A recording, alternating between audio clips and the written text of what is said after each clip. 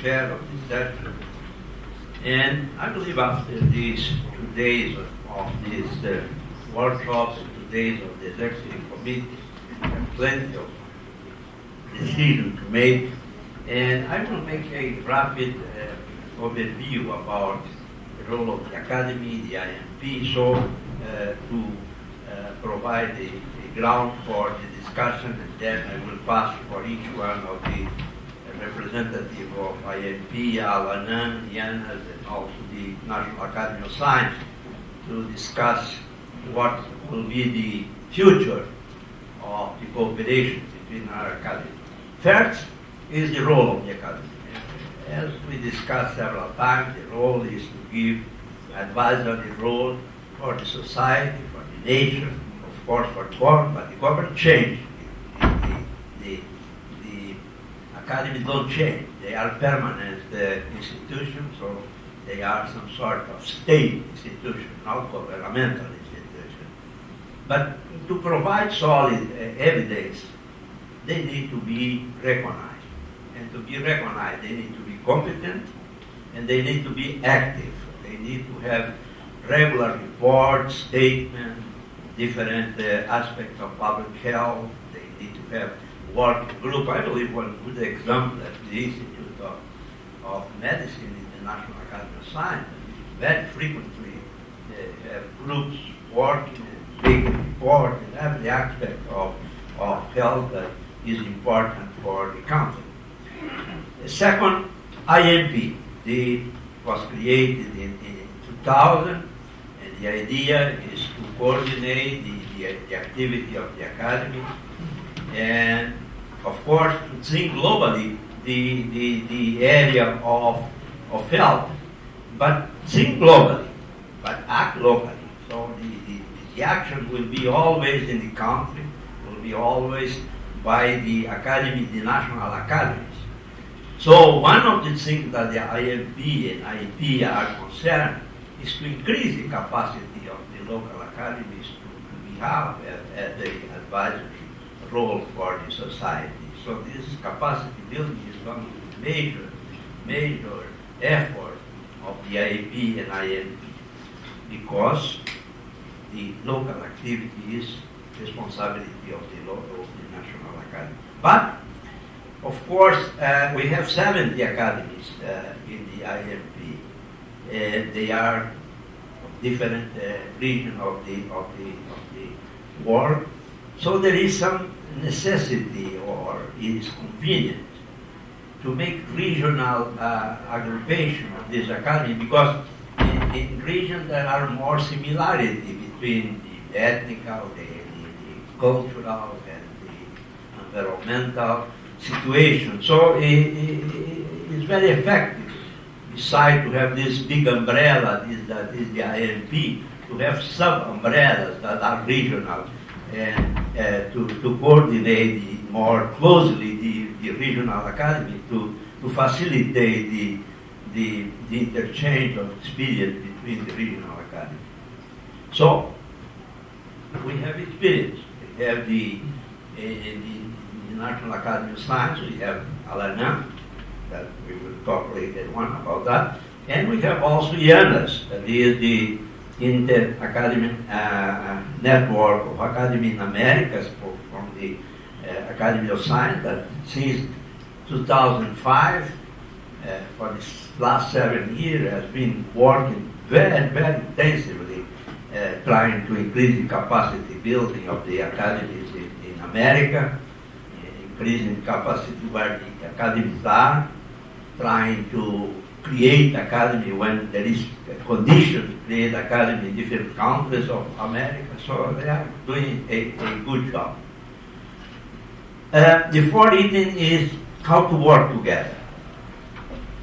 We realize in this presentation that there are so many items that we can cooperate.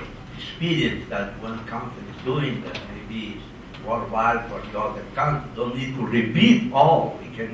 We can profit from the experience that one country is doing. So the exchange of experience is one thing that is fundamental, and you need to talk a little bit more. Of course, this can be done by the network, organizing workshops. And one thing that in IAP was convenient is to incentivize the cooperation between the academies. It's convenient to have one or two programs that are common to all the academies in the region, because this really motivates the interchange.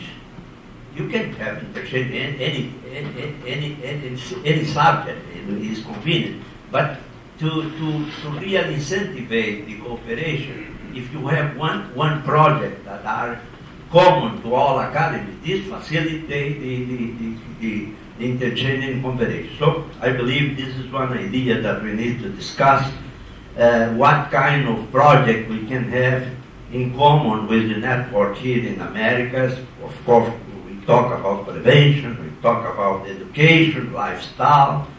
We heard about what efficient is the preventive if you decrease the smoking habit, tobacco, how this can have implications in the prevention of the disease. And another question is, and I will make this question for the panel to discuss it, how will we proceed? I believe one way is that the IAMP and ALANAM make formal meeting with the IANAS, the co-chair and the representative, to really discuss how we can work these two networks together. Because there are so many aspects. First is the shared common facilities. Why to have two secretariats for one network and a secretariat for another? Is the same for the AP and IAP. We have the secretariat in Trieste that share both the IAP and IAP. So in the network we can repeat this. We can have common facilities because the money is hard to obtain. So one thing is to share facilities, common facilities, avoid duplication. And I believe you can discuss this, what kind of project can be done to really, as I say, facilitate the integration. So this is the question that as a chair of the session I want to raise, and now it's up to the members here of the panel to proceed and discuss in detail this suggestion. Please, in order, is Joe, that is the co-chair of IAMP. Thank you, Eduardo. And on behalf of my co-chair, Lai Meng Lui, and I encourage her to comment early in the discussion period. I want to thank you very much. I do want to thank the academies of both medicine and science here in Brazil for the occasion for hosting our executive committee meeting earlier this week, and also for this opportunity for us really to get better acquainted with the leadership of the academies in the region. It's been a very important opportunity for us to get to know you a little better, and it's always nice to have faces with names that you get acquainted with. I think that Eduardo touched on the key points, and we've talked about them. I might add a couple of issues from the IAMP perspective. One of the real challenges, and he said this towards the end of his remarks, is that we are a global network, and I totally agree that the activities have to happen at country level or at regional level because the situation is quite different country to country, and some regions are able to do things as a region, some are not, and you need to know that, and the only people who know that are the people that are in the countries and can feel comfortable working together in regions. As a global organization, it's been our impression that certainly IANAS and perhaps to a somewhat lesser degree ALANAM have been very active and very important forces bringing together academies in the region. And we're particularly keen to look at how best to build on the strengths that both networks have established already, and if we can all three work together on projects, I think that would be the best situation.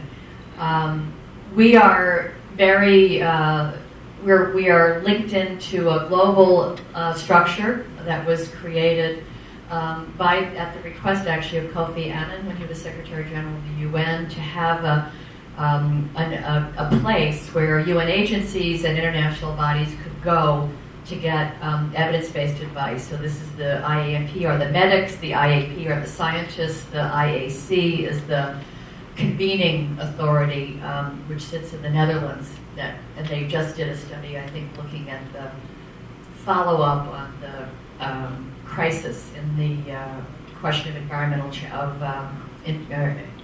climate change that came out of the British issues among the emails. I don't know if you followed this about whether the climate change work was factually based or corrupt in some fashion. And they went to the IAC to do that, and they convened experts. So our job as IAP is to bring in the medical and health perspective. The challenge, I think, for us globally is the same as Eduardo said, at national and regional level. In the global health space, it's very crowded, and academies are essentially absent from that conversation. And our challenge is how do you really get people to think, if I'm going to do this study or do this work, whether it's WHO or UNICEF or the agencies or the international organizations, I need to think about bringing in academies of medicine and science into this conversation in some fashion. And I think that recognition, that visibility issue plays out at regional level and at local level. And that's one of our biggest challenges. Another challenge, I think, was, to me, expressed in the questions that Eduardo asked at the end of yesterday morning, I believe, when he was asking the academy heads at the table about whether their academies were actively involved with governments in providing evidence. And I think one of the responses was that individual members of the academies are very influential and have enormous access, but as an organization, they really haven't made the shift to think about what could we do as a group to have better influence, to be able to create this evidence, to be able to respond to the health needs. And I think that's a huge challenge. It's a big transformation. And some of the colleagues here yesterday talked about the difficulty. I mean, some different academies don't have the infrastructure. They don't have administrative support.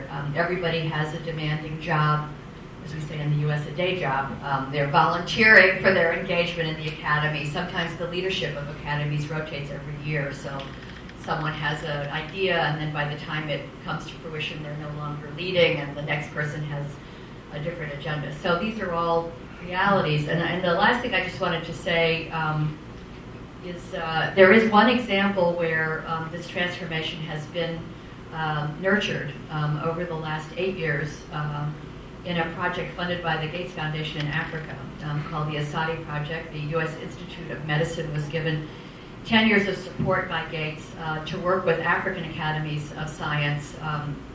There aren't really any freestanding African academies of medicine. There are African academies of science, which include medics, or in most countries, the kind of broad spectrum of health, social and behavioral, as well as medical sciences.